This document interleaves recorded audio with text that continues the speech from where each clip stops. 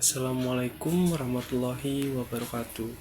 Kami dari kelompok dengan tema yang berjudul Pembangkit Listrik Tenaga Sampah yang beranggotakan saya, Muhammad Ripai, Ilham Fatkul Huda, Nur Cahyadi, Muhammad Siddiq Maulana, Muhammad Reja, dan Yunus. Pada kesempatan presentasi kali ini, saya akan membahas mengenai pembangkit listrik tenaga sampah. Presentasi ini akan mencakup prinsip kerja, gambar skema, energi yang dikonversi, cara mengukur, serta contoh konkret pada penerapannya. Baik, tanpa berlama-lama, kita lanjutkan ke slide berikutnya. Saya akan sedikit menjelaskan tentang prinsip kerja PLTS yang biasa disebut dengan pembangkit listrik tenaga sampah. 1. Pengumpulan dan pengolahan. Sampah dikumpulkan dan diproses sebagian bahan bakar. Jadi prosesnya pengolahan meliputi pencacahan dan pengayakan. 2. Metode pengolahan. Sampah dibakar pada suhu tinggi dalam insinerator untuk menghasilkan panas dan digunakan untuk memanaskan air sehingga menjadi uap.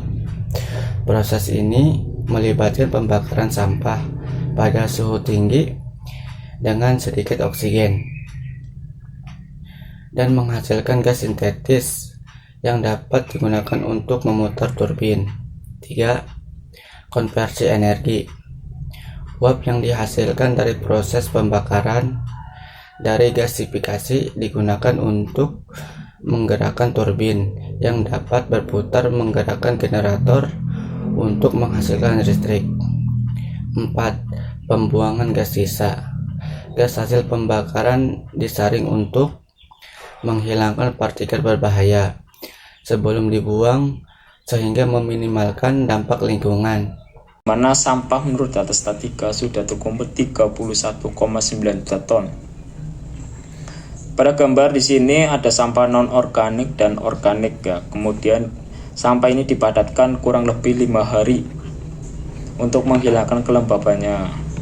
Kemudian sampah dibakar di dalam tungku dengan suhu antara 800 sampai 900 derajat Celcius. Kemudian dipanaskan untuk memanaskan air. Air ini akan menghasilkan uap ya. Uap ini akan menggerakkan turbin ya, dari energi panas menjadi energi gerak ya. Kemudian dilangsungkan ke generator ya. Generator itu akan menghasilkan listrik ini bisa dihasilkan. Dari pembakaran tersebut itu menghasilkan debu. Kemudian debu itu bisa dimanfaatkan untuk berbagai kebutuhan seperti bisa dicetak. Baik, kita lanjutkan. Sekarang kita akan membahas bagaimana sampah bisa berubah menjadi listrik.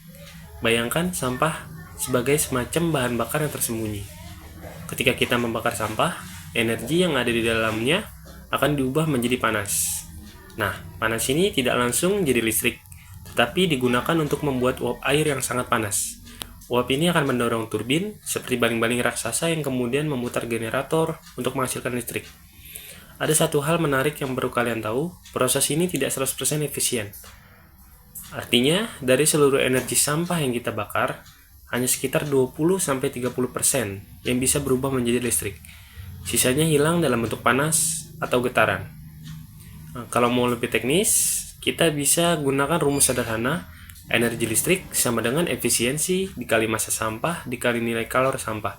Intinya semakin banyak sampah dan semakin tinggi kualitas energinya, semakin banyak listrik yang bisa kita hasilkan atau bisa kita dapatkan. Itu cara mengukur pembangkit listrik tenaga sampah. Ada beberapa alat ukur yang digunakan untuk mengukur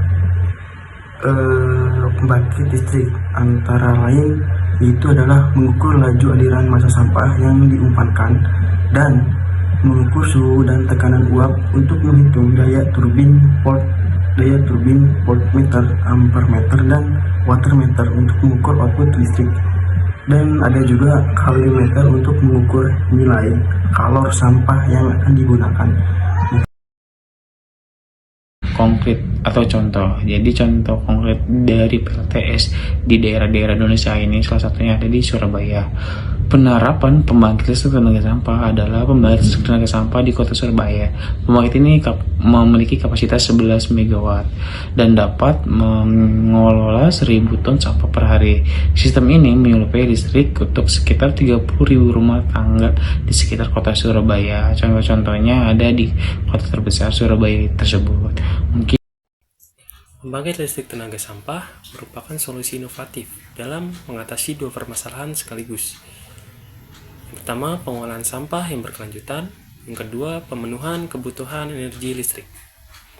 Teknologi ini mengubah sampah menjadi sumber energi melalui proses pembakaran sampah, konversi energi termomekanik, pembangkit listrik melalui generator. Pembangkit listrik tenaga sampah ini memiliki keunggulan, yaitu mengurangi volume sampah di tempat pembuangan akhir, menghasilkan energi listrik yang terbarukan, mengurangi ketergantungan pada bahan bakar fosil, berkontribusi pada pengurangan emisi gas rumah kaca. Baik, terima kasih atas perhatiannya. Semoga presentasi ini memberikan pemahaman yang lebih baik mengenai pembangkit listrik tenaga sampah. Saya akhiri, wassalamualaikum warahmatullahi wabarakatuh.